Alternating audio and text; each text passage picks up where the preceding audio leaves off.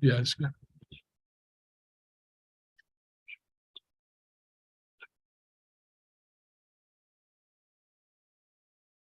All right, welcome to the Stanford Football Utah Week press conference. We are starting with John Humphreys. Questions? Please raise your hand on Zoom.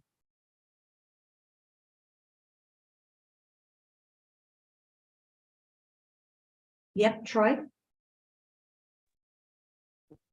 Hey, John, overall, just take us through the season this year for the receiving core. Some ups, some downs, some big plays. I'm sure some plays that you guys would like to have back collectively. How would you sum up the year so far for the receiving core? Yeah, definitely some ups, some downs. I think as a whole, not the year we've wanted to have, but there's definitely some positives, some things that we can grow off of. Some big games by some guys.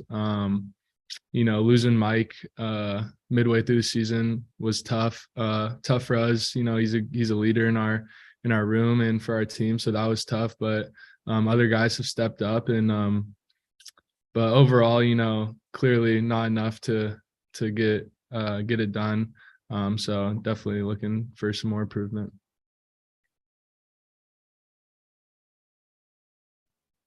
What have been some of the big points of emphasis so far for this week as you guys get ready for Utah? Same as I think every week is just, trying to play as complete as games as possible. Trying to always win your one-on-ones when they're there. And when they are there, we have to take advantage of them, and we have to win them. Just this week, really getting back to the basics, running routes at the depths they're supposed to be ran at, playing physical, not letting guys get hands on, and just winning your one-on-ones. Ben?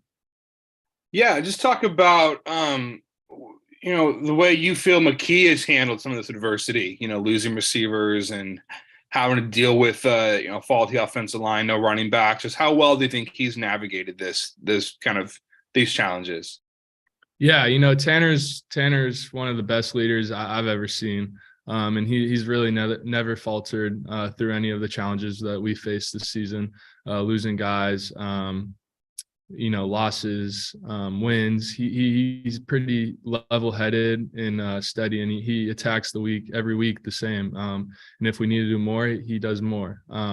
So through all this, Tanner's kind of been definitely like the backbone of our team. I feel like every week, resetting the mindset and getting back to work to focus on trying to get a win, the win this next week. So he's really been steady and really good for our team for sure.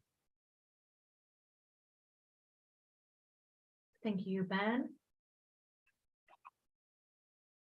Troy? Yeah, John, Utah, one of the tougher defenses you're going to find in the Pac-12. What sort of specific challenges do the Utes pose on that side of the ball?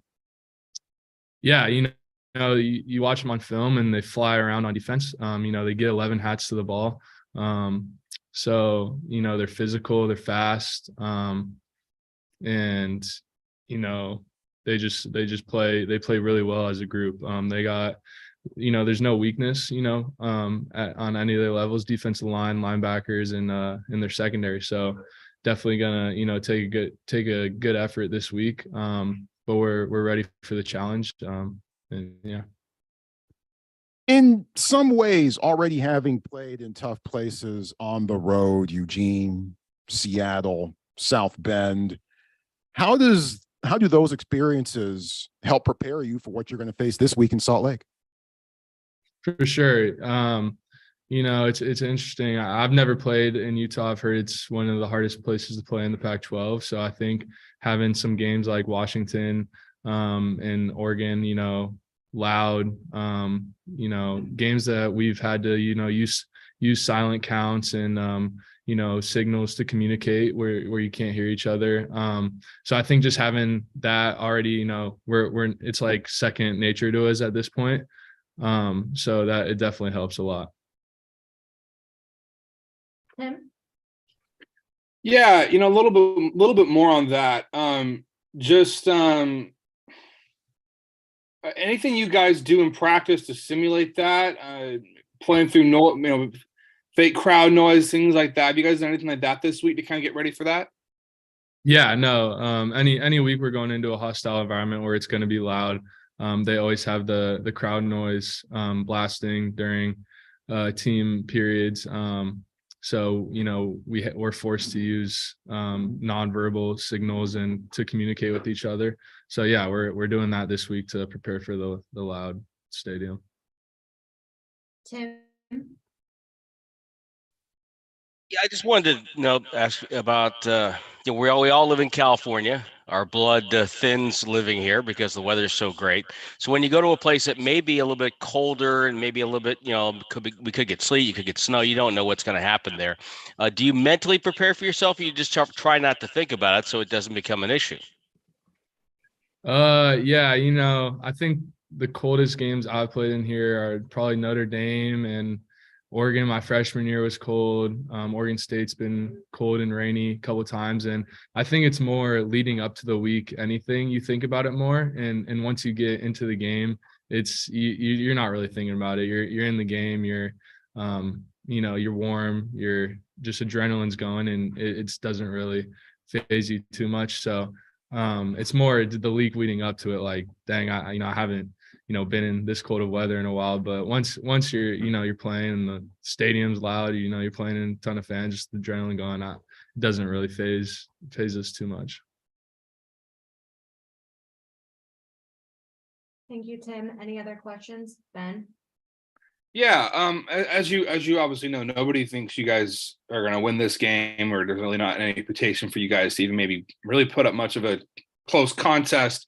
Do you feel like in some respects just having no expectations from the outside might help you guys to play freer and looser, and just kind of let it all hang out there and just ball out and not worry about that? Because sometimes teams do better when the expectations are lower. Just any thoughts on that?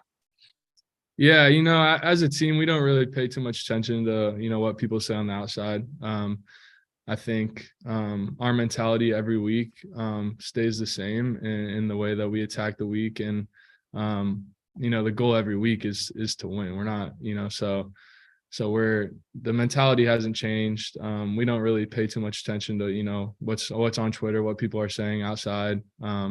We just kind of come back on Monday, regroup, learn from our mistakes, and try to prepare and do what needs to be done throughout the week to put a good result out there on Saturday and get the win. So.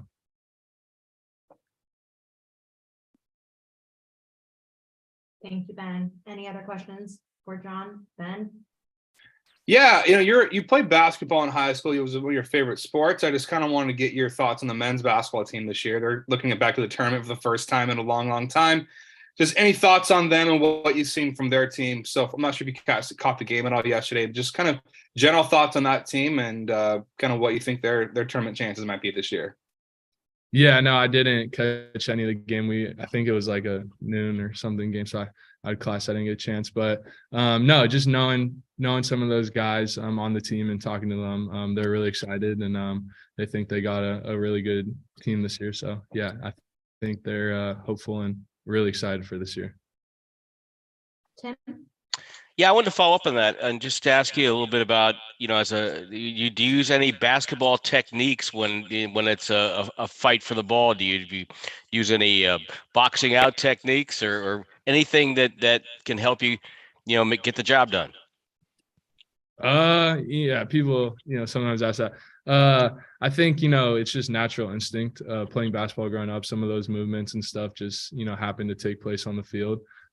So sometimes, yeah, I guess in our jump ball scenarios, going up for a ball, it's like high point and a rebound or something like that. But yeah, I'm not really, like thinking about that. But I think just naturally having, done those movements, definitely, I think translates over for sure.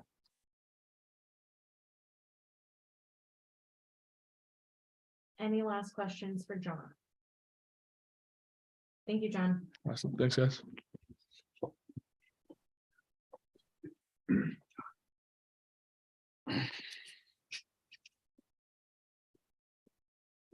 Right. Quick change. Now we are back with Tristan Sinclair Questions?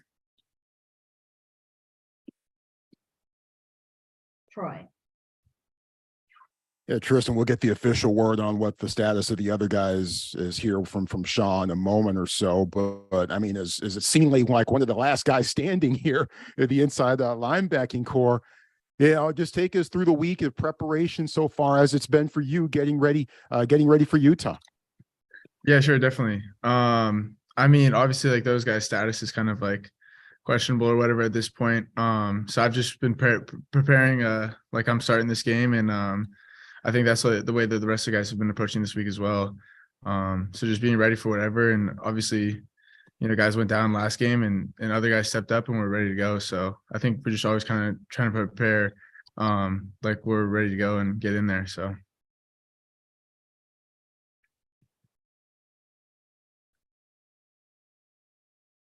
Ben? Yeah, just thoughts on the Utah offense, what you've seen from them, and Cam Rising.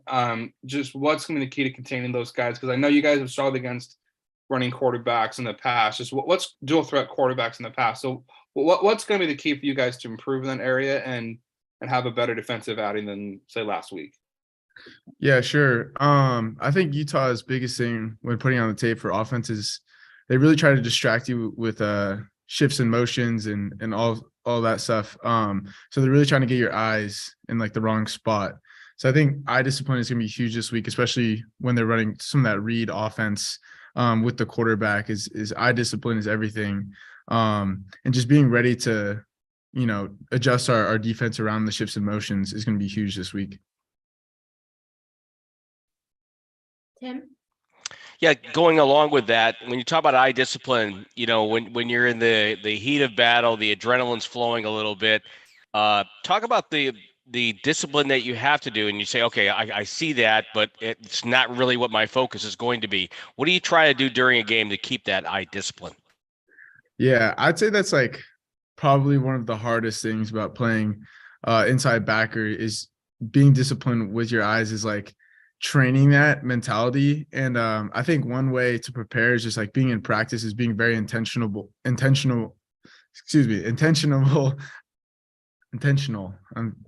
my bad, about where you're putting your eyes at practice is like, because it's easy to get caught up in the shifts and motions. And that's why it's like we bump and adjust quickly and then get our eyes back in the same spot every time.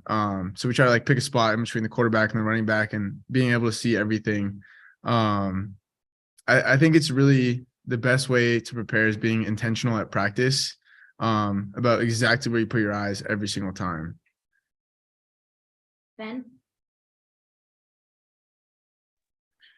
Yeah, just for you in general, just what is the when you see guys go down, kind of dropping like flies there in one possession, what kind of goes through your mind there, and how difficult is it to adjust on the fly like that? Like, I mean, because last week, obviously you guys didn't expect to lose all those guys. Just how difficult was in that first quarter in particular to kind of adjust on the fly and know that, okay, we're going to be without these guys for the rest of the day? Yeah. I mean, obviously that's tough. It's like, those are the guys you've trained next to, practice next to every day. But I think it's not like there's that much. I feel like our team, there's not that much loss of confidence. Like our guys like Jorgie and Jason are just like, those guys for how few and limited reps they get at practice know the defense extremely well. Like they played amazing last game, in my opinion, for how little they basically get to practice because the reps, there's so few reps. And they're probably getting like 1 to every 3 that the rest of the guys get. And so for them to step in and play as well as they did was incredible. But I think that's just like having trust in them is just because they're so prepared. And we see that in the room every day. Like they're answering questions. Our coaches believe in them as well. So them stepping in wasn't too drastic of a change, I would say. And playing next to them was just like playing next to any of the other guys. Is like they knew all the calls, they made the adjustments. And we talk about like co-piloting is like, sometimes we'll like make mistakes or not be perfect, and the other guy can pick up the slack and fix a call if I make the wrong call. And they were doing that all day. So yeah, those guys were incredible. And kind of just going off that a little bit more, do you feel that kind of going forward for coming weeks that the playing time that those guys did get will benefit them. And yeah, I mean, just in a way, they got thrown in the fire, but you think that's going to help them going forward? And that for this week, for example, they're being more prepared because they'll know more ready. Hey, I'm gonna play more minutes than maybe I thought I would. Yeah, 100%. I would say, I mean, the best experience, because practice is one thing, but playing in a game is a whole different ballpark. Everything's so fast, and bullets are flying, and you're trying to get adjusted and everything. So I would say that in the coming weeks, like just the more snaps you get of in-game experience is like the best way to prepare. And now that they got 40, 50 something snaps, that's probably more than they've ever played in their career. That was the most snaps I think I've ever played in my career. So just being in those real live reps is like the best way to prepare and become like adjusted to just the speed and kind of the violence and the aggression that goes on in like the real games. Troy? Yeah, last year's matchup against Utah was a blowout win for the Utes at home. Mhm. What do you remember from that game? How does that potentially set the table for Stanford's approach to this time around against the Utes? Yeah, sure. The thing I remember most about last game was just like that was a violent physical team. Those guys came in and that's like what they're all about is violence and aggression. They want to run the ball. They want to like run it straight downhill right at you and just see who's tougher.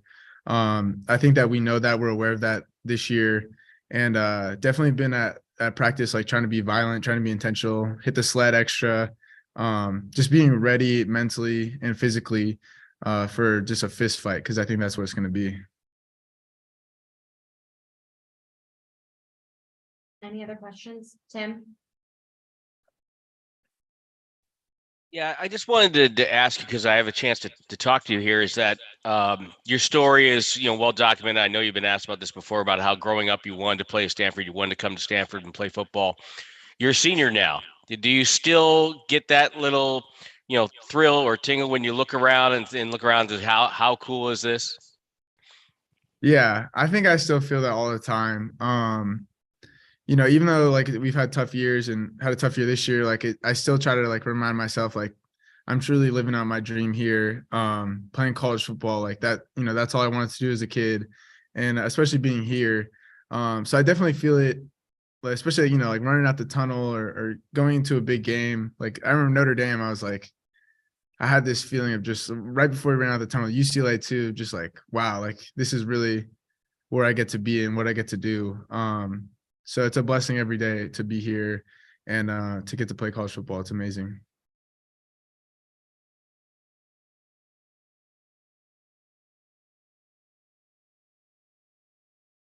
Ben? Yeah, just in general, talk about the run defense and what you guys need to do to shore that game up, because that was an issue last time. Obviously, you guys didn't have all your pieces out there, but what's going to be the key? I mean, maybe you already kind of addressed the eye discipline, but what is going to be the key to doing a better job with the run defense this week? Yeah. Speaking on last week, I definitely had some misfits last week that led to some big runs. I think Washington State is a very different stylistic team. They try to spread you out wide and then take advantage of a light box. I think the big difference between them and Utah is Utah loads the box. They get in big personnel, 13, 12 personnel, and put tight ends in the game, and you kind of know what to expect. They're a heavy run and then play action team. So I think the difference this week is we're going to have a lot more guys around the box. And at that point, it turns into just like who wants it more, who's going to out physical the other team.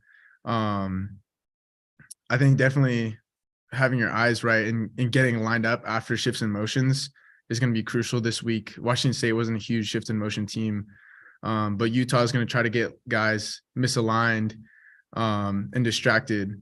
And that's like a big thing, is like bumping and getting set in our stance. So, we can play the play right, basically, is going to be big this week. And that's like the big key to stopping is adjusting the shifts in motion, getting lined up and getting our eyes in the right spot.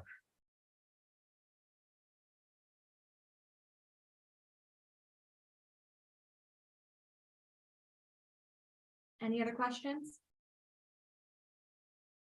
Thank you. Thank you, guys.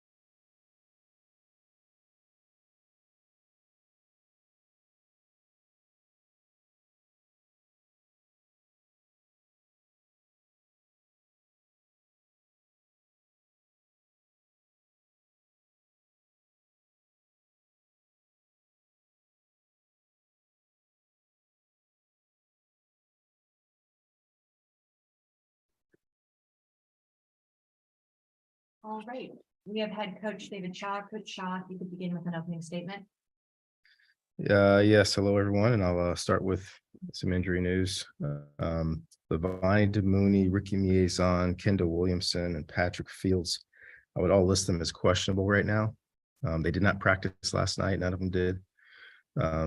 All are not as bad as we thought initially, but at the same time, really looking towards Wednesday, getting an idea of how viable any of them are for the game. None of them are ruled out just yet, but we got to try to get them moving around today and then hopefully into some form of practice on Wednesday.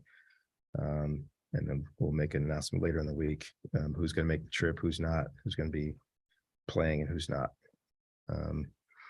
That being said, obviously, that was probably the worst possible way to start a game. Losing 4 starters, losing the middle of our defense, both inside linebackers and both safeties on the first drive. Did not recover from there. Had some decent moments, but was tough to play without those 4 guys in the middle, especially considering Jacob Mangum-Farrar was already out, as well as Ethan Bonner. Offensively, we really needed to play about our best game to give ourselves a chance to win. Move the ball at times, but the 4 fumbles made it impossible to stay competitive. That's absolutely my position. Of course, I take responsibility for the way our team plays, and we did not play well. We did not prepare them well enough to give ourselves a chance. At the same time, we've got a tough game, tough opponent coming up on the road. First and foremost, we got to see who's healthy, get healthy. Second of all, we got to put a plan together to put our guys in position to be successful. Once again, that's what I put on me. I'm not going to put it on the guys. The guys got to go out there and play their best. We got to make sure that they have the tools capable to put themselves in a position to win. We've got a lot of great guys. They're going to work hard, and we need them to come out and play their best football. Utah's a very good opponent. They don't make a lot of mistakes. They play really, really hard and physical, and that's the kind of game it's going to be. Take questions.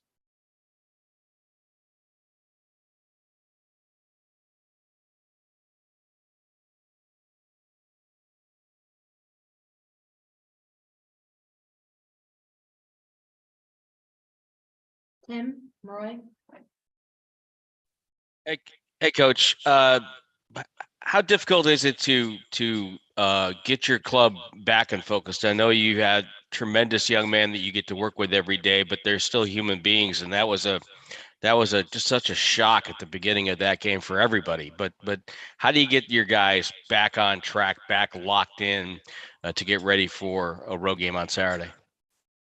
Yeah, we recruit high character people, so we're going to get back to work.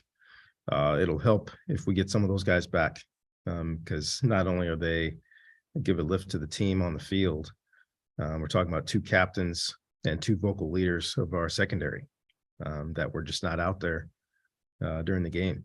So the vacuum of their play and the vacuum that their lack of their voice on the field was hard to come back from.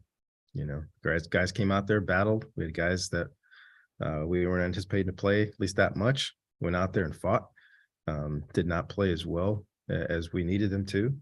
Like I said, a lot of those are understandable when you take the entire middle of your defense and take them off the field starting the first series.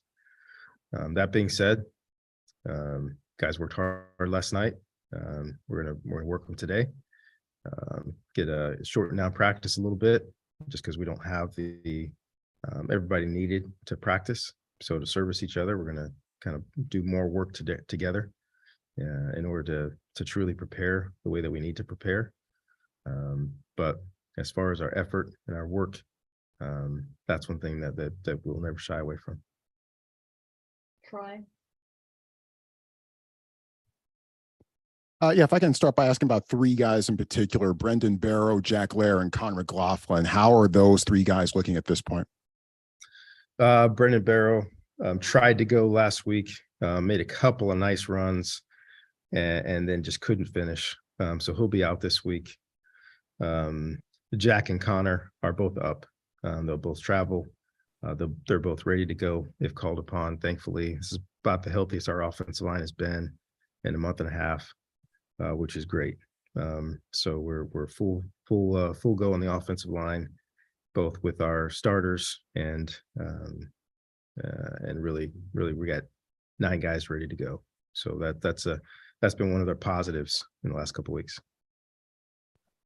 Utah on their offense, they don't have Queefy. They've lost him. Dalton Kincaid, maybe some questions whether he's going to go, but he's been terrific as a tight end as well.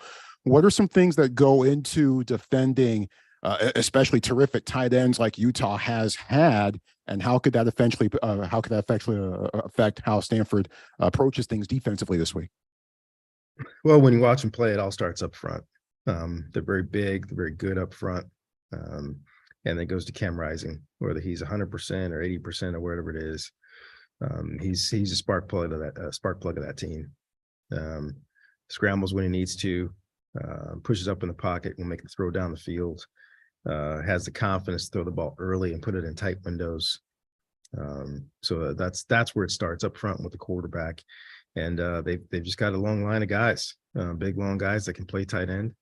They know how to use them in the play action game, in the movement game, as blockers, and then trying to get them isolated on one-on-one opportunities. So yeah, it's still defending the whole package, because if you can't worry too much about the passing game at the very beginning, because you have to stop the run, especially after last week. That's one thing we got to focus on. Ben?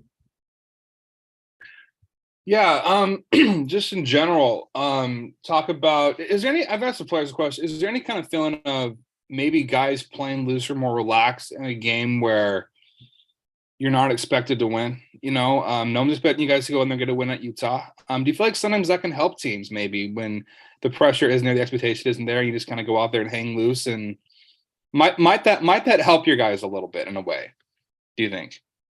I'll take anything I can get right now. So whether guys are fired up and motivated to go win, or the guys think, hey, it's us against the world, we'll take all that.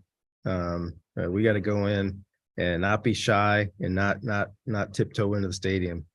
We got to go in there face first, and give it the best effort that we have. So whatever motivation, individually, collectively, we can come up with, that's what we're going to need to do. We're going to have to play one of our better games of the year, particularly in the last 3 weeks. Got to play our best game that we've played in a month to give ourselves a chance. And we've got guys that can make plays on both sides. We've guys that can help us, put us in position to win.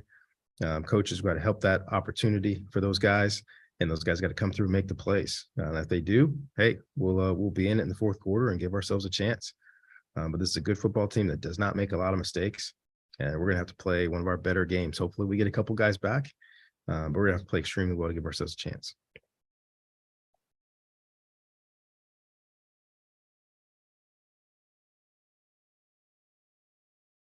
Back to Troy. As a former wide receiver yourself, how would you grade out how things have fared for the receiving corps so far this season? That's a tough question. I think we've gone back and forth between at times an A minus to a B minus.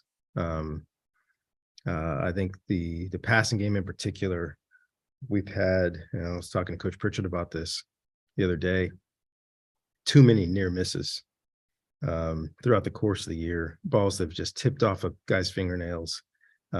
Maybe a ball was thrown a little bit behind. Maybe we didn't get the release that we wanted to make it a cleaner picture for the quarterback.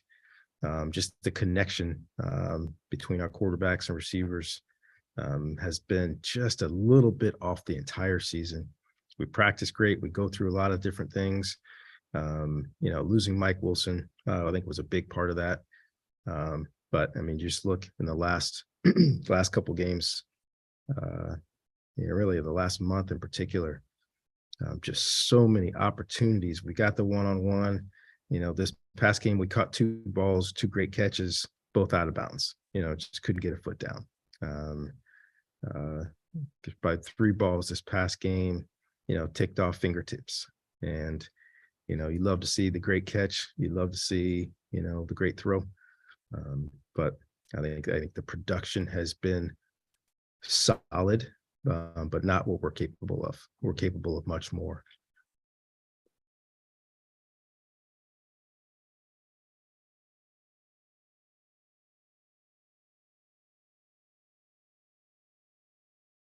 Back to Troy. You and Kyle Whittingham are the deans of Pac-12 coaches. This is your 12th. This is his 18th. What does it take to be in this position and to run a program and to be as responsible for all the different things and the moving parts that you're responsible for, and to do it for so long? What does it take to have longevity in one spot, in one school, especially coaching college football in this day and age? You have to be aligned with your athletic department. I think you have to be aligned with your university. I think you have to be willing to grow and change and adjust over time. You're not going to have the same team every year. There are certain principles that you're going to stick to, but also certain ways that you have to adapt. And Stanford versus Utah 7 years ago, both teams in a lot of 21 personnel, both teams in a lot of downhill running, a little bit different than Stanford, Utah this year. There's still some 12 personnel with them, but they still spread out more than they used to. We still get into some tight end formations. We spread out more than we're used to. I think both teams have grown and adjusted and changed. But I think that's what it takes. You have to stay on top of the way the game evolves and do what's best for your football team at the same time. Tim. Coach, just watching Utah, I wanted to get your impressions of them, just in terms of fundamental things like tackling. It just seems to me that looking at them that they're really good at that. Where would you assess them as far as being a team that fundamentally sound on the defensive side? Well, they recruit size and length, and I think that's what you see. Big guys, long guys, they get off blocks. They come downhill. Their safeties come down and are sure tacklers. Their corners are tacklers. They don't just recruit the fast guys. They recruit big, thick, fast guys. So that's what you see. They're long, they're physical. They have a significant portion of guys that have gone on missions and come back. So some of them are a little bit older. We've done the same, but you see a lot of guys with size and length. That's been Utah's defense over years. Steve.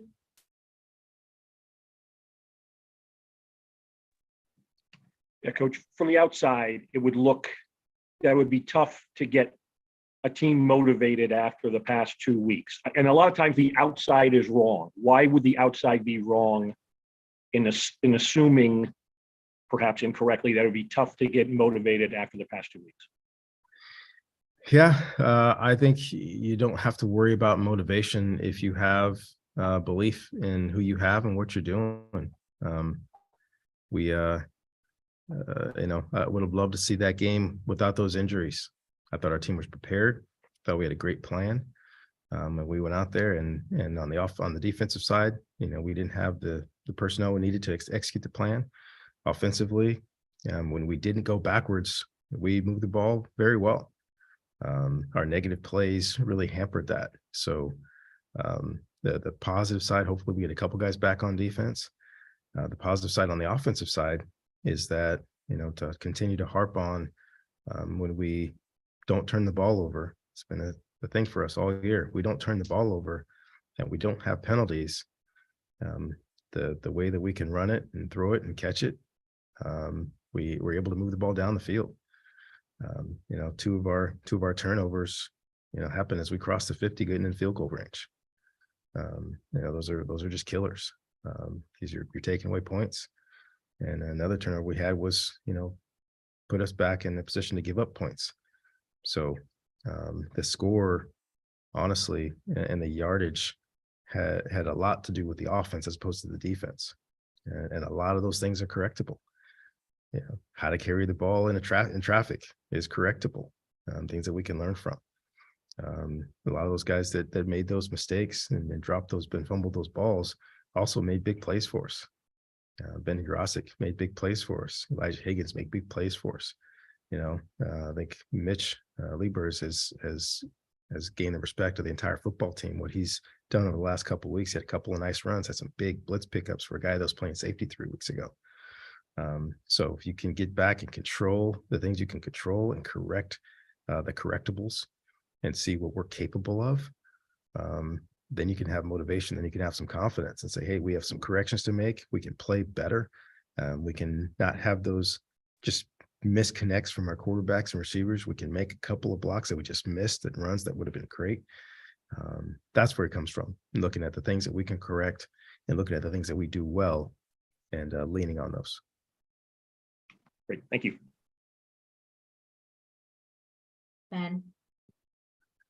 On penalties, it looked like as a whole, you guys have been pretty good at avoiding, particularly, you know, kind of hot-headed, silly penalties. You know, there have been times where other teams have, like, for example, Washington State had a guy headbutt a guy that got some 15 yards. You guys have had very little of those. I think maybe Fields had one against Oregon, but just what's been the key to you guys not making those mistakes? And just seems like you guys have a more cool head than their teams at times, and that seems to have been a benefit from my perspective. And to defend Patrick Fields, his penalty was not against the other team. It was actually with the official. The official kind of shielded him from being able to make a play. Patrick communicated that to the official in a way the official did not appreciate. But yeah, we haven't had a lot of those. At the same time, we had to play motivated and emotional. And once again, says a lot about the kind of guys that we have here. We need to play better. We need to play at a higher level. But we've been pretty good at avoiding penalties. John. If this has already been answered, you can refer me to the video thereafter. My read of the weather app is it's going to be low 30s. Game time, two-parter. What's the coldest or the worst weather game you ever played in?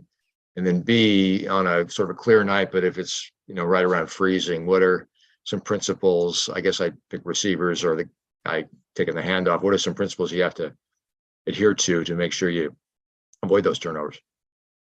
Yeah, cold is better than rain. You know, cold is just cold. You just gotta put enough on.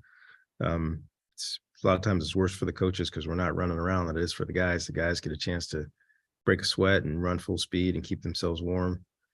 You know, and snow's better than rain. So a cold, snowy day, that's not an issue. Rain is more of an issue than either one of those. So the fact that it'll be cold, you know, it's turf. There should be good footing. You know, it's just a matter of wearing enough layers.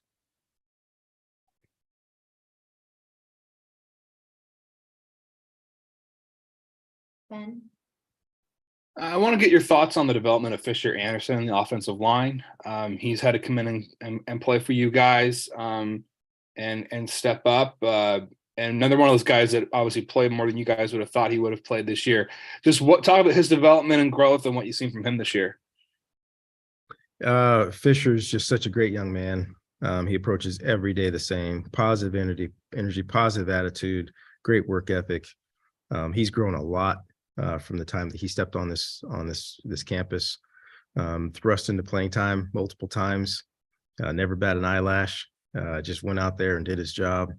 You know, I think he's going to be extremely good. He needs another great offseason just to get bigger, faster, stronger. We think this guy's going to be really, really good over time. But the mentality and attitude are so huge just to be able to, you know, deal with the unexpected.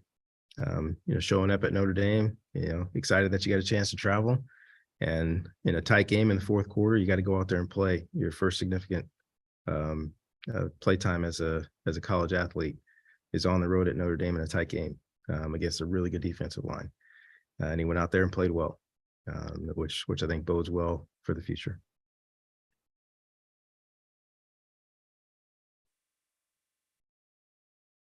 John? Back to Mitch Lieber.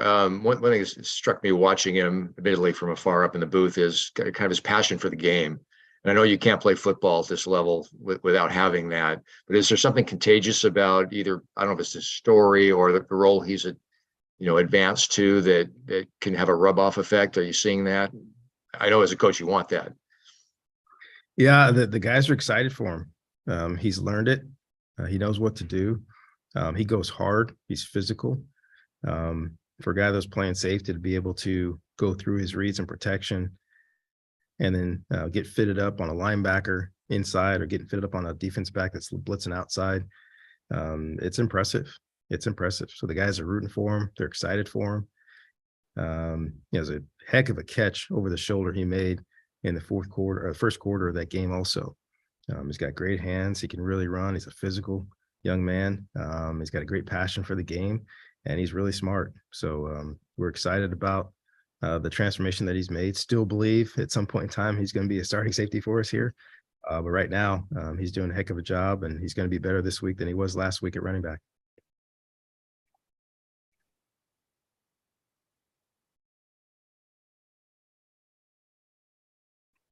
Any other questions? Thank you, Coach. Great. Thanks, everybody.